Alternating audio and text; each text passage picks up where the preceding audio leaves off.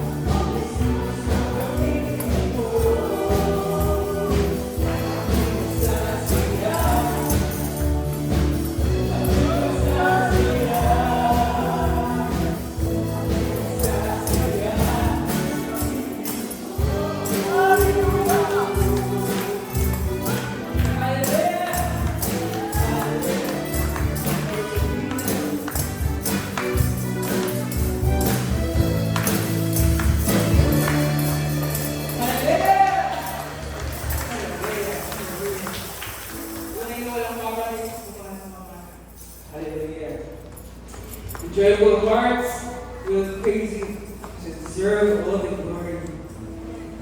Hallelujah. God, our Heavenly Father, we praise you. We glorify your name, Panginoon, sa aming pong kalagitnaan sa bayan ko. Truly, God, it's a celebration, Panginoon, na kami po ay makatitindig, umaawit, na may pasasalamat, with joyful hearts, Panginoon.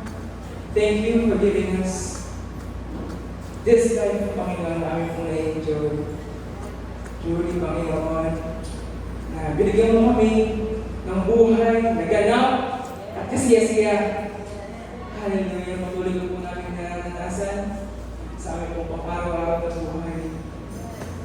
Dumaraan naman po kami sa mga pagsubok, ngunit hindi po namin ito inaalala dahil binibigyan mo kami ng kalakasan, ng kapayapaan na matatagpuan po namin, malalabasan po namin ang mga kaito, Panginoon. So, umaga po ito, patuloy na po namin tinataas sa aming pong harapan.